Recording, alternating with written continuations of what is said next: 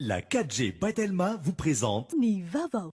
Labelcom, impression. Labelcom, la référence en impression numérique, Manulchano Ni Vavo. Labelcom, la référence en impression numérique. Portes, fenêtres, volets roulants, véranda, rideaux métalliques, tôle, vitres, souk à vitres, tri sans serment. Ni fampalalamba vaoiarahana amin'ny soka vitre. Arafinatritra miaraka amin'ny boky mazika ny Blue Line TV manolotra anao ny fampalalamba vao. Safidy tsara indrindra. pour ton charme et ta distinction, pour la sécurité et la durabilité que tu offres. Je te choisis Tilcor. Tilcor. manolotra anao ny fampalalamba vao. Différents colorés disponibles en magasin. Batimax, la qualité au meilleur prix.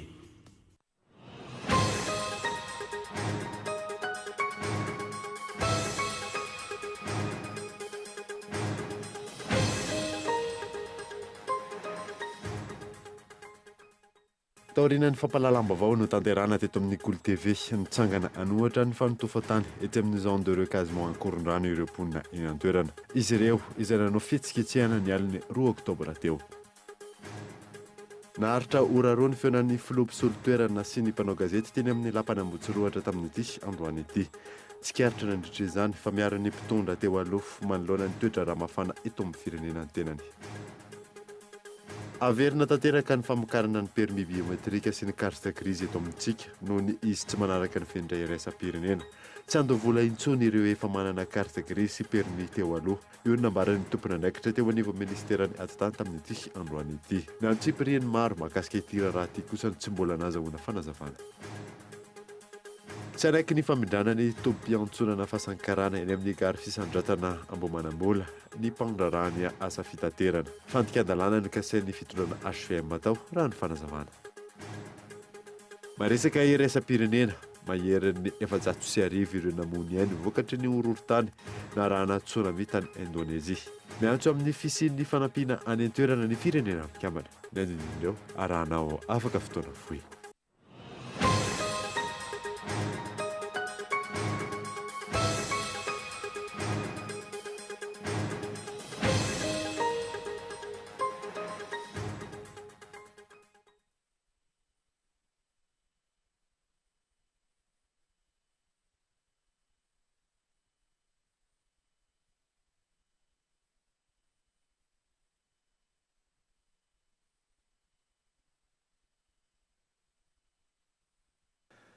Salantra tompoko lasy tompoko vafitonga sondray eto amin'ny fotoanany vaovao eto amin'ny Cool TV ka manasanao ary anaraka izany hatramin'ny farany botsika ny vaovao dia taorian'ny fampalalam-baovao no tanterina teto amin'ny Cool TV nitsangana anohatra ny fanotofana tany etsy amin'ny zone de recasement ankorondrano ireo mponina eny an-toerana. Izy ireo izay nanao fihetsiketsehana ny aliny 2 oktobra teo fezora faly.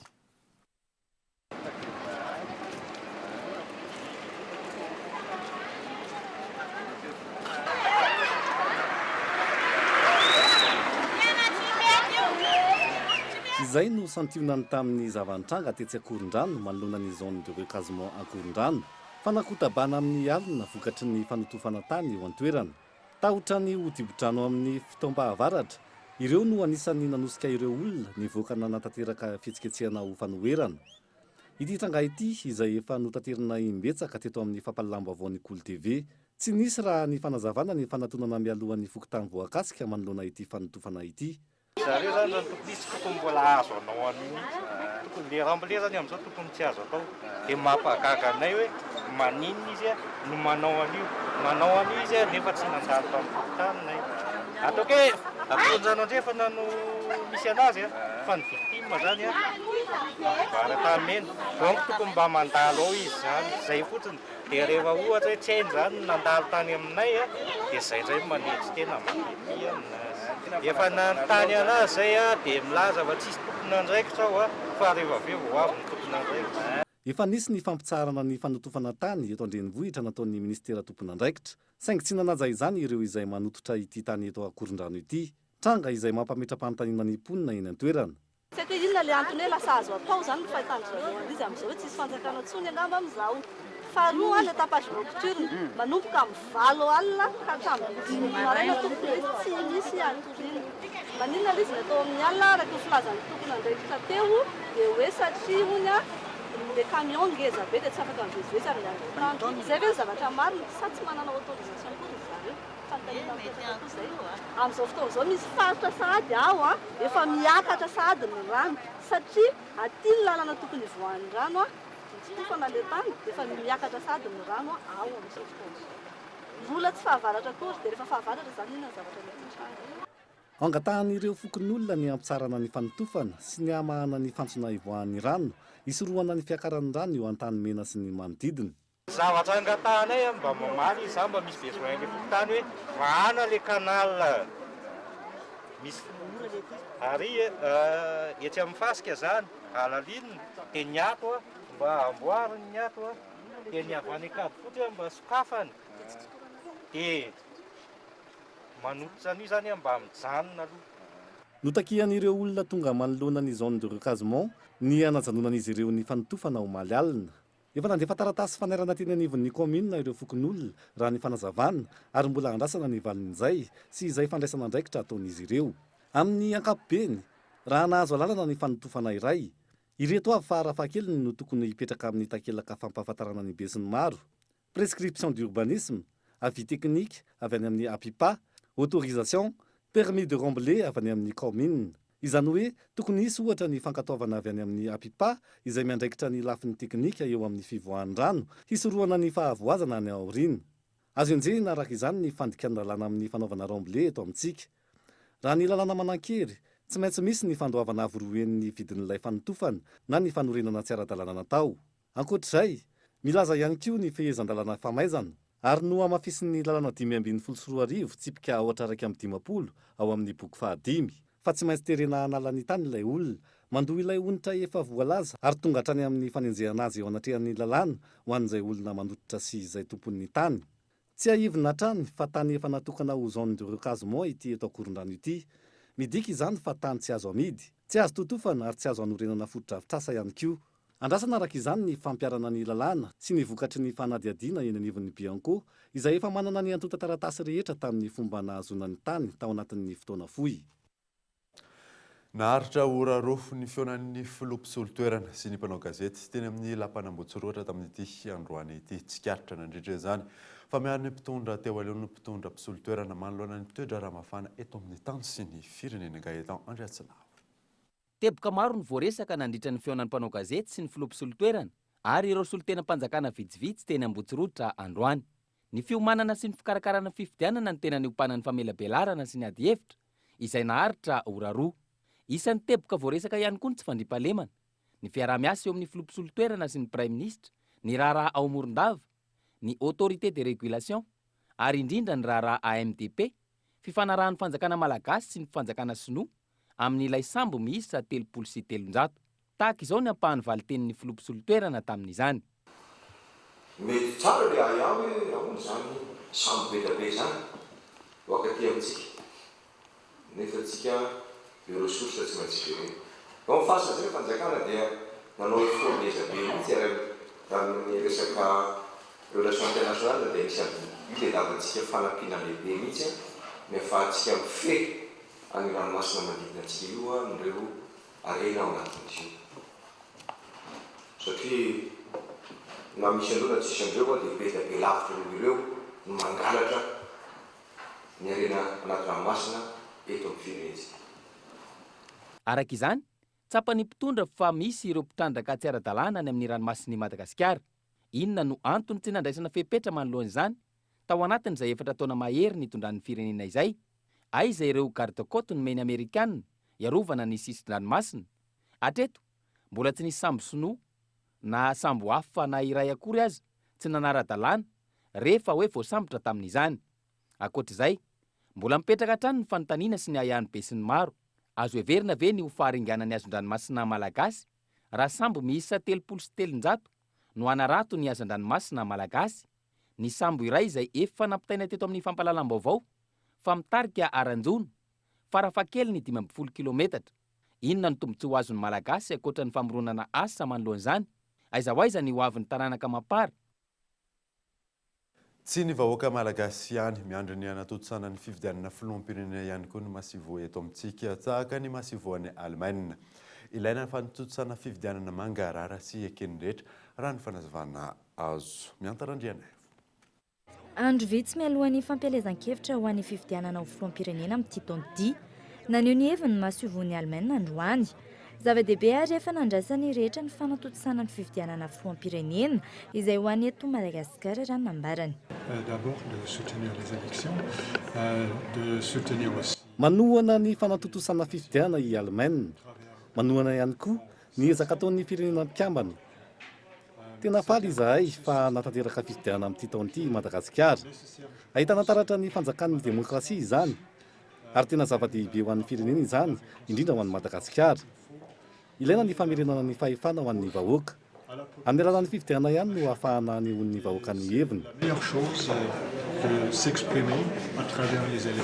Manoloan'izany anefa nanamafy ity farany tokony hanatanterana ny fifidianana filoham-pirenena anatin'ny fangarahana tanteraka. Antenenay fa hangarahara amin'ny fomba demokratika sy ekeny rehetra ny fifidianana filoham-pirenena. Amin'izay tena manana ny safidy vahoaka no mandresy ary ihany koa anaiky izay valim-pifidianana eo ireo resy. Manao ny rehetra ihany koa izahay mba hanohanana ny mpisehatra isian'ny fifidianana ekeny rehetra. Fanamby izany saingy mino ao fa azo tanterahina tsara.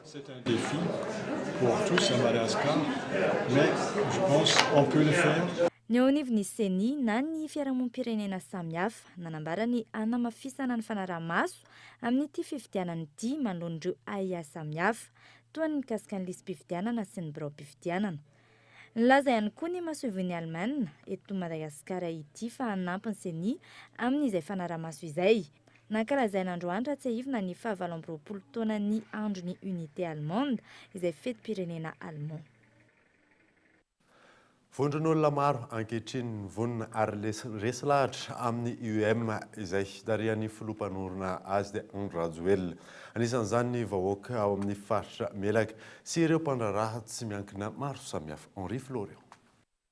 Mpiantsehatra maro ankehitriny no vonona ary resy lahatra manoloana ny tetikasa UEM, Initiative pour l'émergence de Madagascar, izay tariny filoham-panorona izany Andry Rajoelina. Isan'izany ireo solombavambahoaka avy amin'ny faritra Melaka, taoriany fihainoana izy ireo ny feon'ny vahoaka. Resy lahatra izy ireo ary nanamafy fa ny UEM no afaka navitra sy hitondra famparosona eto amin'ny tany sy ny firenena. Indreto izahay olom-boafidy any amin'ny faritra misy anay, na any amin'ny faritra Melaka, na any amin'ny faritra Atsimo, manoloana ny fahatanay, nandinianay ambony ambany ny voarakitry ny UEM. De resy lahatra izahay be ny tanàna ny député any amin'ny faritra misy anay fa hanohana ny mpanorona ny UEM, tsy asiana resaka fikambanana na antoko politika fa ny fandreseny lahatra ny vahoaka ny fifidianay amin'ny misy anay any dia nampitondranteny anay ary zay raha teo resy lahatra ka dia zao ny mpanorona ny UEM no tovagnanay ka dia manoloana zay dia niaranapa-kevitra marina fa ny fanapahan-kevitra ndraisinay dia tosika avy any amin'ny vahoaka manoloana farisendahatra.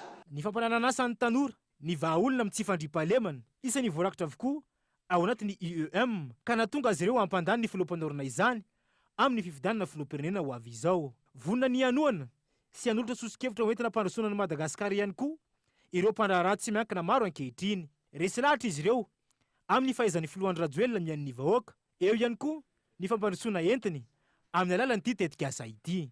Amaray aman-dreny voalohany malahelo ny zava-misy eto Madagasikara amin'izao fiainantsika izao. Tena feno kolokolo. Tonga sakely dalana anankiray ny fiainan'ny firenena malagasy dia tonga izahay zany tsy maintsy maneho hevitra hoe inona ny fijerinareo ny zava-misy amin'izao fotoana izao ary ho aiza ndritreretanareo tokony andehanan'ny Madagasikara. Kandida anankiray hanohana ny Andry Rajoelina. Ny viriko fa mbola tanora oatra manana ny projet de société ny Andriamatoa Andry Rajoelina. Convaincu amin'izay aho matoa hiaraka aminy. Ankoatra ny vahoakana amin'ny faritra Melaky, maro ihany koa ireo faritra hafa no efa resy lahatra amin'ny alalan'ny UEM. Ao ireo vondron'olona, ny fikambanana maro samihafa ary ny mpiantsehatra tsy miankina maro no vonona sy resy lahatra amin'ity tetikasa Initiative pour l'émergence de Madagascar ity. Vonona ary hanoana sy hampandany ny filoham-panorona izany amin'ny fifidianana filoham-pirenena ny 7 novambra ho avy izao.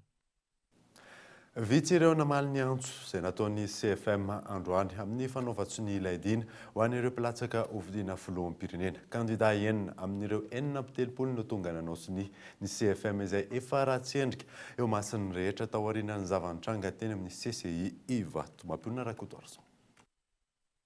Natonga resabe sy fanakianana ilay fanaovan-tsony ny dina-pitondran-tena izay nokarakaray ny CFM androany.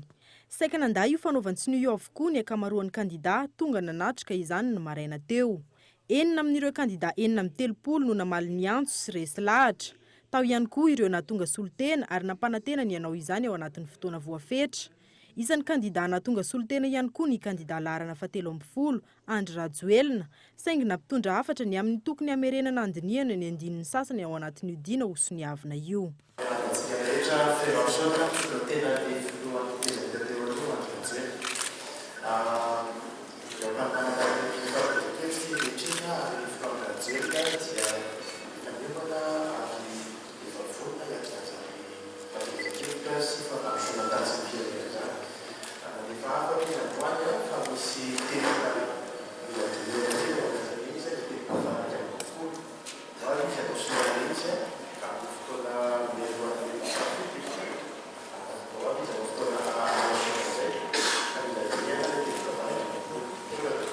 Fiatsaram-belatsy no andikan'ireo kandida nandà ny fanaovan-tsony ilay dina-pitondran-tena natolotry ny CFM.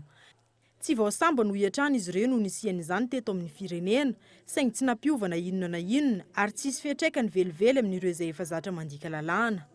Mbola manantena nefa etsakilany ny avy ao amin'ny CFM fa mbola betsaka ireo kandida hanao izany sony izany ary tsy anteriny ny fanaovana izany. Ka misy kandidatsiony raha ohatra zao misy kandida milaza mazava fa hoe hanao sony fa saingy tsy eto izy no tsy eto atoerana na anively ohatra zao ny kandida 36 numéro 36 izy dia teny ny mandatairany mandataira zany dia manana fahefana feno miteny amin'ny anarany dia tery fa hanao sony fa saingy izy tsy eto atoerana. Ny hevitra tsy azo tsy amin'ny olombelona ny fanatsarana ny an'izy io no ataontsika hoe fitondran-tena satria tsy lalàna izy io. Isan'ireo kandida nampitondra hafatra ny hanatanteraka ny fanaovan-tsony ny kandida antoko HVM. Tsy mahagaga ho an'ny vahoaka izany fihetsika izany. Efa nazatra ny filoha teo aloha ity ny mianiana amin'ny zavatra tsy ho tanteraka akory. Ho mora amin'ireo efa zatra tsy manara-dalàna ihany koa ny mandika ity dina izay mijanona ho resaka fotsiny ihany fa tsy hisy sazy voafaritra akory mifanaraka amin'ny fandikan'ny kandida azy. Tsy aivina fa isan'ny teboka lehibe ao anatin'ilay dina ny fanajana ny soatoavina malagasy, ny fangaraharahan'ny vola ampiasain'ny kandida mandritra ny fampelezan-kevitra, ny fanajana ny filaminana, ny fanajana ny lalam-panorenana ary ny fanekena ny valim-pifidianana. Fantatra fa amin'ny fafito ny volana Oktobra ho avy izao no farany fanatanterana ny fanaovan-tsony ho an'ireo kandida mbola tsy navita izany tamin'ity androany ity.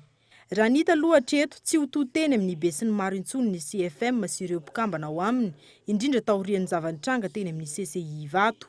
Iarahan'ny rehetra mahita ihany koa fa voarebirebin'ireo mpanao politika fotsiny ihany ny CFM ka izao ratsy-endrika eo imasin'ny firenena izao.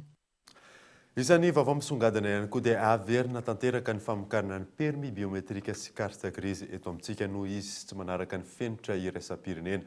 Tsy andoha-vola itsony ireo izay efa manana carte grise sy permis teo aloha. Eo ny nambarany tompona andraikitra teo anivon'ny ministeran'ny atany tamin'ity androany ity. Inatsipiriny izay moa ao anatin'ity fanadiny Fezo Rafaly ity. Raha toa ka efa ela no ny andrasana fanazavana mikasika ny tsy maha-biometrika marina ny karatra fahazon-dalana amily sy ny carte grise novokarina teto amintsika. Ity raha ity izay efa notanterina hatrany teto amin'ny fampahalalam-baovao ny Kolo TV sy ny fandaharana alalino tamin'ny volana septambra lasa teo. Androany 3 Oktobra 2024, 3 taona tsy aoriany ny atombohan'ny fanotana sy ny famokarana izany no nivoaka ny fanazavana ofisialy teo anivon'ny ministeran'ny atitany nanamafy nandritra ny valandresaka ho an'ny mpanao gazety tetsy amin'ny faritany Amboda fa tsy biometrika io karatra io.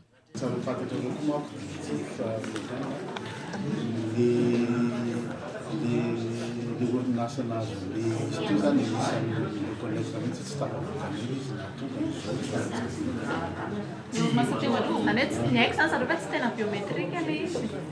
Nenitsika rehetra na tsika biometrie manko raha tena marina ny hoe ty misy carte voantsofika iny ohatran'ireny carte bancaire reny dia mivoaka ny carte zay tsy mitrangana amin'ireny carte grise sy permis. Ka raha vao apetraka hoe le carte iny tonga dia mivoaka daholo ny zavatra ilaina rehetra hatramin'ny ohatra hoe raha me ohatra fotsiny zany ohatra hoe mombanao ray manontolo ny caractéristique hoe inona ny permis anananao ianao ve navita visite raha tokony nanao visite.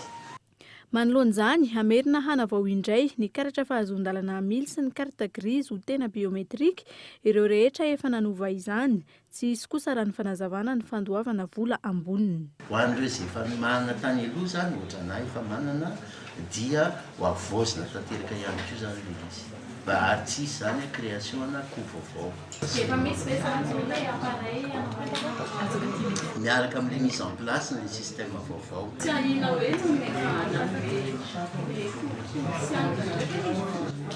Hitantsika hoe izy rehefa tafapetraka fa zavatra tsy ho afelina tsina le izy fa miariary. Raha ny fantatra nolazaina tany am-piandohana fa amin'ny taona 2024 no tapitra ny fifanarahana amin'ny orinasa Setis. Nilaza ny tompony andraikitra teo anivon'ny ministeran'ny atitany androany fa tapitra ny volana septambra teo io fifanarahana io fa tsy natsahatra. Raha ny fanadihadiana natao anefa ny fifanarahana tamin'ny orinasa Setis mikasika ny carte grise no ny farany. Notapahana kosa raha ny fanazavana azo ny fifanarahana amin'ny famoahana ny permis biometrika no izy tsy mifanaraka amin'ny fenitra raisam-pirenena amin'ny maha biometrika azy. Ny biometrika izay tokony ahitana ny mombamomba ny olona iray, tompon'ny karatra sy ny toerana misy azy. Fanontaniana maro no tsy nahazombalany tamin'ireo tompony andraikitra nandritra ity valandresaka ho an'ny mpanao gazety ity. Tsy nanatrika izany teo anivon'ny SIM sy ny ministry ny atitany izay samy tompony andraikitra voalohany amin'ny famoahana ireo karatra fahazon-dalana ireo. Hatreto tsy mbola fantatra izay orinasa nahazo ny tsena isolo ny Setis, efa nivoaka kosa ny tolopida raha ny fanazavana. Tsy mbola fantatra ihany koa ny fe-potoana farany ahazoana mampiasa ireo karatra biometrika nataon'ny fanjakana teo aloha. Ankilany, tsy nisy mipikatra amin'ny farany ny mikasika ny votoatin'ny fifanarahana teo amin'ny fanjakana sy ny Setis. Tsy nahazombaliny ihany koa ny totalin'ny vola niditra sy ny ody natao anatin'ny tsirairay ity nandritra ny 3 taona. Tsy mbola misy ny tatitra azo mena raha ny fanazavana mikasika ny isan'ireo efa nanova ka voatery hanova indray ny fahazon-dalana amily sy ny carte grise. Aorian'ny fivoahan'ny audit izay tanterahana mikasika ity raharaha ity, ny kolokolo tao anatiny raha ny fanazavana trany no ahafahana mamoaka ireo rehetra ireo. Tsy anaiky ny famindrana ny topi-antsona fahasankarana eny amin'ny gara fisandratana mombanam-bola ny mpandraraha amin'ny asa fitaterana. Fandikan-dalàna no kasain'ny fitondrana HVM atao raha ny fanazavana azo. Yves Richard. Araka ny efa notanterina teto amin'ny fampahalalam-baovao ny Kolo TV FM, manohitra hatramin'ny farany ny famindrana ny topi-antsona ny fahasankarana eny amin'ny gara fisandratana mombanam-bola ny mpandraraha, mpitatitra sy mpivarotra ny arivony eny amin'ny fahasankarana. Ankoatra ny tsy fisihan'ny fifampiresahana tamin'ny famolavolana ny tetika asa, maro ihany koa ny fandrika sy ny fitaka raha ny fanazavana. Efa vita plan iny daholo ny olona hipetraka eny ambony izay nataon'ireo mpitondra. Andriamatoa Era-Jonal Mampiana sy ny Pretsy Kombakombana. Dia izay tsy hanaiky an'izany satria voay izy ireo. Dia hitombo indray zany ny maro anisan'ny 4 misy ny mpangalatra, ny insécurité. Io ny tokony ho hatsaraina ny eto. Ny boxette dia efa amina maromaro efa amina 500. Nefa ny eny dia efa 100 koa iza zany ny ankoatran'izay. Efa mikononkonona natanteraka fitokanana ny topi-antsona ny gara fisandratana, mialohan'ny fampilezakevitra ny fitondrana HVM araka loharanom-baovao azo, fa nitsakitsahana ny andin-dalàna voalaza anatin'ny lalam-pandrenana sy fanaparam-pahefana no antokan'ireo mpandraraha izany raha ny fanazavana. Tsy misy mahazo mitokana foto-drafitrasa intsony na manendy mpiasa-panjakana ambony. Ka izay zavatra izay mbola tadivovizin'ireo izay namany mipetraka amin'izao fotoana izao izay anisany hoe manao affaire courante fotsiny. Ka noho izany izahay dia tsy hanaiky satria tsisy ambony lalàna eto fa ambany lalàna. Fa eto amin'ny fahasankarana na hoe Andranomaritra dia mijanona eto vahoaka tsisy manaiky hifindra izany. Tsy hitondra fitoniana eto amin'ny firenena indrindra amin'izao ankatoko ny fifidianan'izao araka izany. Ny fanerena ataon'ny fitondram-panjakana toy izao, raha ny fanazavana ireo mpandraraha, antsoava araka izany no ataon'izy ireo ho an'ny tompony andraiky mpanjakana isan'ny tokony, iverina hidinika andatabatra mahakasika ity raharaha ity. Tapitra izao ny tapany voalohan'ny vaovao anaraka dokavarotra isika aorianan'izay natatsika mahakasika ny hetsika Educnam eo ihany koa ny fisokafana tamin'ny fomba ofisialy ny leader press eny Antaninarenina tamin'ity androany ety rehefa avy eo ary.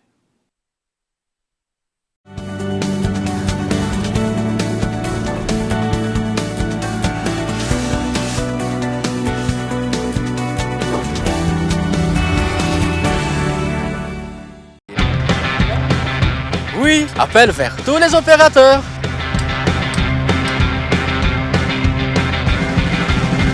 Oui, appel à l'international inclus. Oui, mes SMS, je ne les compte plus.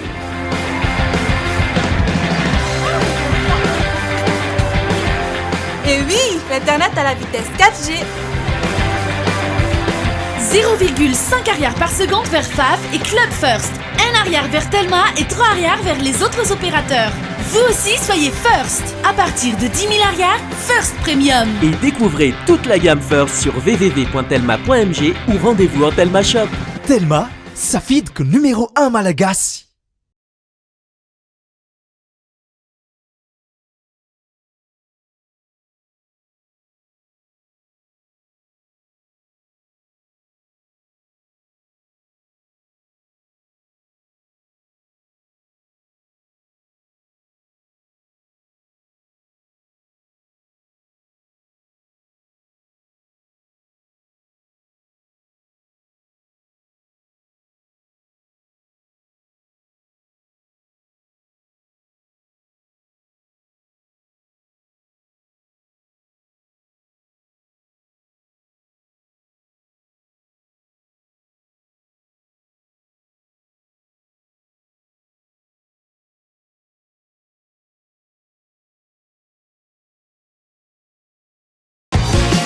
Arofinaritra miaraka amin'ny boky mazika ny Blue Line TV, ny foot, film, série, dessin animé, ny vaovao maneran-tany, télé-réalité.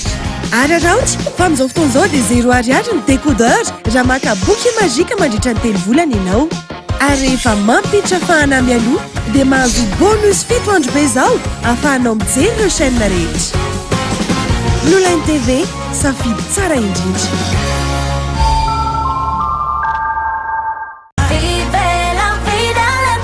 Portes, fenêtres, volets roulants, véranda, rideaux métalliques, tôles, vitres. Soca Vitres, fabricant poseur et spécialiste de pliage de tôles et bien d'autres, vous propose un large choix pour tous vos projets de construction ou de rénovation. Elle fabrique sur mesure toutes vos menuiseries alu à prix d'usine. Alors qu'attendez-vous? Venez nous voir à Andouta Pénoc ou sur notre site internet. Soca Vitres, très sincèrement à votre service.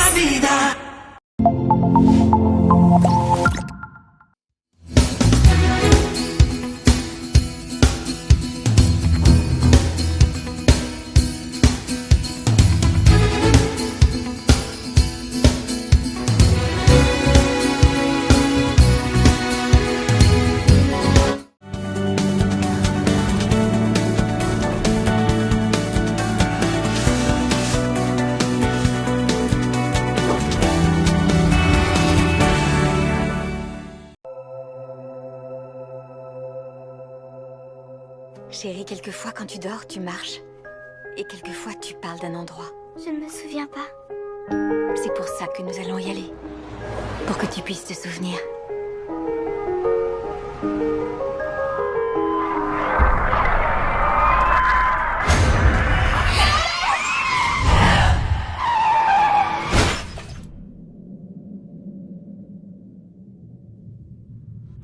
Sharon Sharon! Au secours! À l'aide!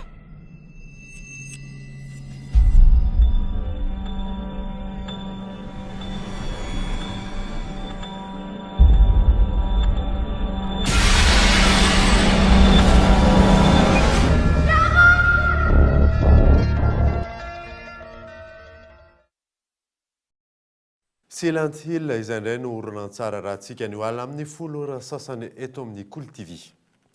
fa ny an'izantsika ny vaovao kosa indray dia mbola tsy afaka mifaninana amin'ireo seranatsambo any ivelany eto Madagasikara. Olana eo amin'ny fotodrafitrasany isan'ny goavany indrindra amin'izany manoloana ny tetikasa fanitarana ny seranatsambo ny Tomasina manahy ny fisian'ny kolikoly goavana ny eo anivon'ny Bianco Michel Arnarzon. Tsy maharaka ny entana miditra sy mivoaka ny velaran'ny seranatsambo ny Toamasina. Ity farany izay miandraikitra ny 570 ireo flux de marchandises domestiques na entana ilaina ato amin'ny tsena anatiny ary ny 700 ireo flux internationaux na ireo natokana ho amin'ny fanondranana any ivelany. Hatreto anefa isan'ny tsy ahafahan'ity seranatsambo ity mivelatra ny fotodrafitrasa izay tsy mamaly intsony ny filan'ny entana miditra sy mivoaka. Ny transport maritime eto Madagasikara dia tsy maharaka ny fivoarana eo amin'ny nosy manodidina ny infrastructurantsika. Infrastructure lehibe io dia manatsara ny reseta fanjakana ka izany no tena tsara anaraha-maso akaiky an'izy io. Resaka compétitivité indray dia mbola tara ny eto amintsika par rapport amin'ireo nosy manodidina. Kely ny capacité d'accueil. Raha tsy misy infrastructure ngezabe zany tsy afaka mandray an'ireny sambo lehibe ireny zany tsika. Izany rehetra izany no antony sy ny tetikasa fanitarana ity seranatsambo ity raha ny fanazavana. Manonja indrindra laza ny avy eo anivon'ny Bianco fa ina ny trangana kolikoly goavana amin'ny fahazoana ny tsena na ny marché amin'ny fanitarana izany. Ny fitaranana momba ny kolikoly amin'ny fahazoana marché izay betsaka ny tonga eny amin'ny tivondrina miady amin'ny kolikoly ity. Fanitarana ny pôlin'ny Tomasina zany dia hiteraka tsenam-barotra ngezabe, marché ngezabe ho an'ny marché public ngezabe zany ka misy risque ho an'ny kolikoly izay distribution amin'izay tsenam-barotra zay. Distribution na marché classique ohatran'ireny zany misy ny tsenam-barom-panjakana rehetra mety misy zany dia io moa zany matetika ao ny tena hitrangan'ny kolikoly amin'le fanomezana an'le attribution an'le marché zany ho an'le olona hiasa ao anankiray sy ny fanapotsonana ohatra ny vidin'ny zavatra sy raha tsy ahivina 730 tapitrisa dolara ny vola anamboarana ity seranatsambo ity. Nisy andrano ny atrikasa entina miady amin'ny kolikoly ahina isy amin'ny fitantanana ny vola ento manitatra ny seranatsambo ny Toamasina. Atrikasa ny arahana tamin'ny Bianco, JICA ary ny PNUD izay nitondra ny lohahevitra hoe minimiser les risques de corruption dans le projet de développement du port de Toamasina. Misy kosa ny lalàna mifeny volam-panjakana ary azo ataony mitory raha mahita fanarotana amin'ny fikirakirana tsy ara-dalàna izay volam-panjakana izay fanadina.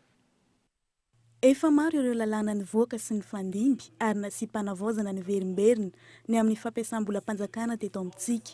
Raha tsy ilaza afa-tsy ny tamin'ny taona 770 sy ny taona 770 ary ny taona 770 na nisy aza nefa ireo lalàna ireo izay samy mame ny fampiasam-bolam-panjakana tsy nahafay ny goragora izany ary tsy vitsy ireo izay mampiasa ny volam-panjakana amin'ny tombotsoa manokana. Noho ireo anton'ireo no nahatonga ny CDBF na ny Conseil de discipline budgétaire et financière najoro. Tanjona ny isian'ny fandraisana antanana mivantana eo amin'ny fanasaziana sy fanaraha-maso ny volam-panjakana ny CDBF izay miray tandroka amin'ny fanjakana ihany. Maro le izy. Ohatra amin'izay fotsiny zao raisitsika ny amin'ny lafin'ny marché public. Ohatra dia ny tsy fanarahana ny lalàna ny fehana izay marché public izay dia mahavoa sazy. Dia isan'izany ihany koa ohatra zao ny ordonnateur izay mampiasa ataontsika hoe manao ny engagement nefa tsy nahazo lalana hanao an'izany izy. Na ohatra koa raisitsika amin'izany ny ataontsika hoe fioarana amin'ilay vola voatokana ho azo ampiasaina na le dépassement de crédit na misy koa ohatra zao ataontsika hoe ny karazana fanaovana certification na service fait nefa le asa raha mbola tsy vita akory nefa dia lazaina fa vita dia anaovana soni. Maro dia maro zany le izy ka izy tsy natao an'olon-drehetra anefa io fahafahana mitory any amin'ny CDBF io fa misy sokajon'olona voafetra ny alalàna. Premier ministre, président-ny ataontsika hoe parlement reo na sénat zany na assemblée ny membre ny gouvernement dia afaka manao an'izany. Eo ihany koa zany ireo directeurs généraux izay misana indrindrandrindra ny ataontsika hoe fanaraha-maso ny fitantanam-bola mpanjakana ihany koa na mikirakira vola mpanjakana. Isan'izany ohatra ny directeur général ny trésor, directeur général ny budget, directeur général ny contrôle financier, le directeur général ny inspection générale de l'État dia afaka manao an'izay fitoriana zay. Ireo moa zany autorité de saisine. Dia any amin'ny vondrom-bahoaka paritra koa zany misy antsointsika hoe chef de région zay manana an'izay qualité zay ihany koa, ny chef de district na ny préfet ihany koa ary ny maire ihany koa dia afaka manao an'izay.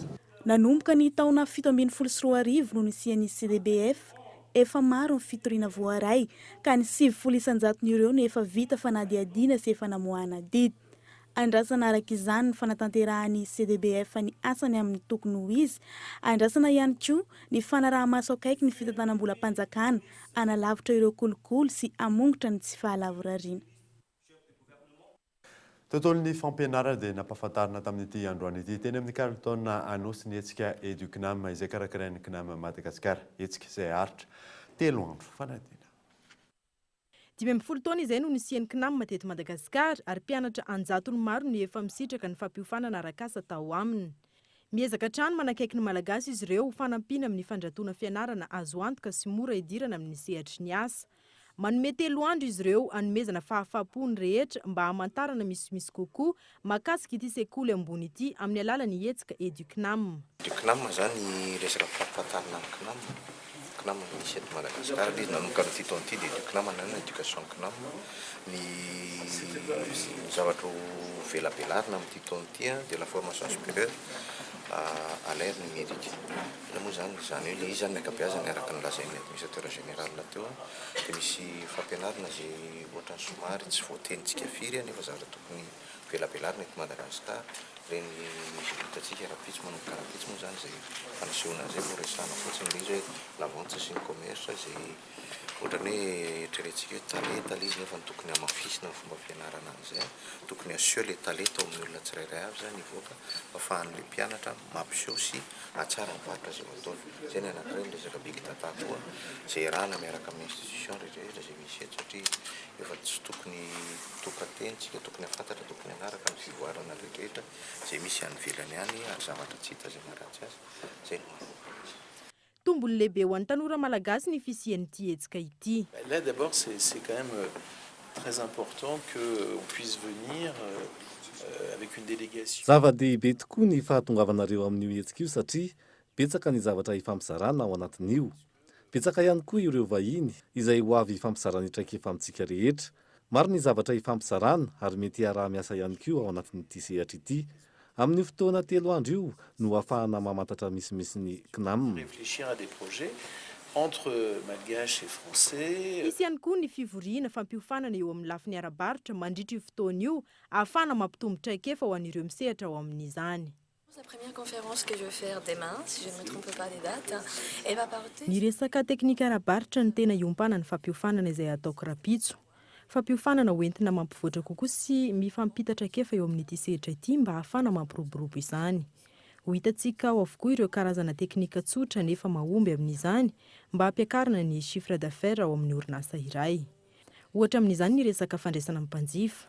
Ampahafantarina ireo fomba mendrika mba hampandrosoana sy hanatsarana ity tontolo ity. Aorian'ny fampiofanana io dia isy ny mari-pakasitrana ho zaraina amin'ireo mpandray anjara amin'izany. Là, dans les buts, c'est quand même de réussir à monter notre chiffre d'affaires et fidéliser les clients. Mahatratra 7 alina no any ireo tanora sy olon-dehibe nandraty fianarana ao anatin'ity sekolim-panofana arak'asa CNAM ity any Frantsa, raha 7 arivo kosa no efa nivoaka tamin'izany maneran-tany.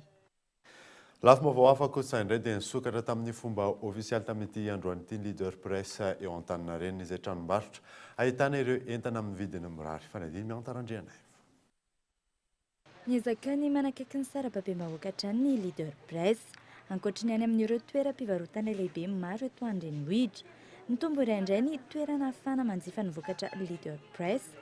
Nisokatra tamin'ny fomba ofisialy androany ny tranombarotra leader presse eto Antaninarenina.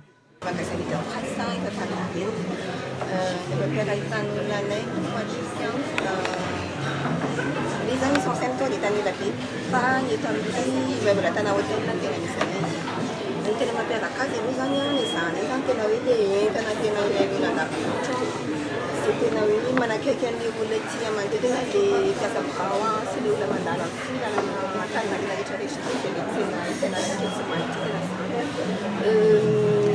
entana ny zanany sy tena tratrany hoe ahitato daholo ny entana hitany amin'ny leader-presse rehetrarehetra sy hitany manerana ny Antananarivo dia misy ihany koa ny ahafantarany olona anay ny restaurant de leader izay ao ambony tonga daholo ny toetra rehetrarehetra hita manerana ny amin'ny leader rehetrarehetra sy hitantsika.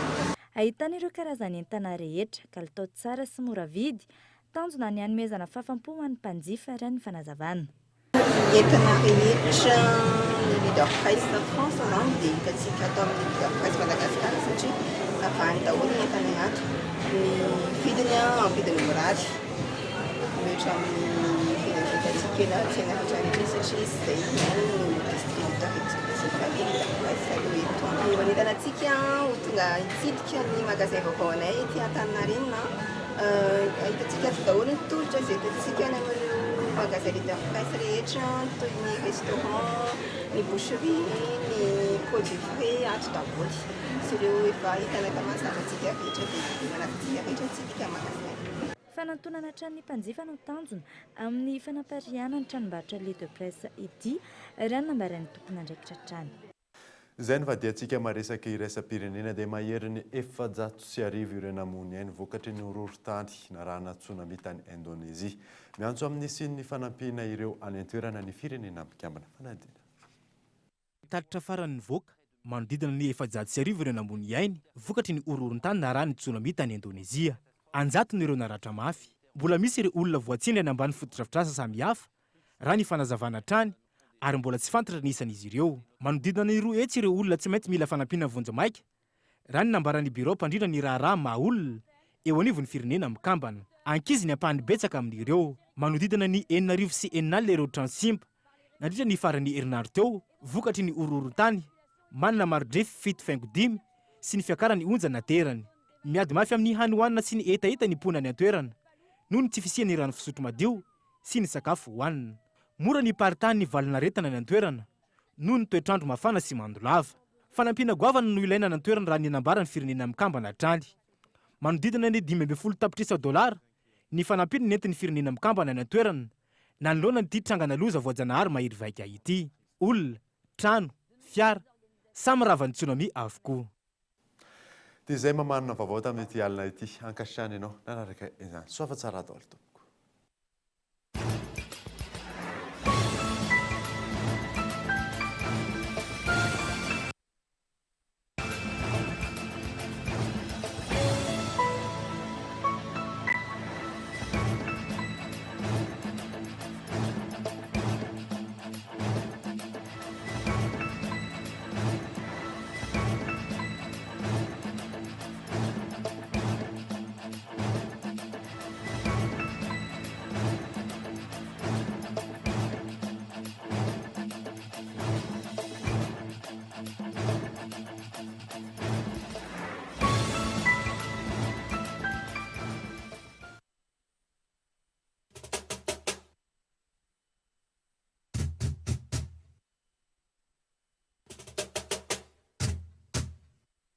Chez Batimax, composez les couleurs de votre choix avec la peinture Trix. Narainao teo ny fampalalambavao miaraka tamin'ny Batimax, la qualité au meilleur prix. Arofinaritra miaraka amin'ny boky mazika ny Blue Line TV. Narainao teo ny fampalalambavao miaraka tamin'ny Tsara indrindra.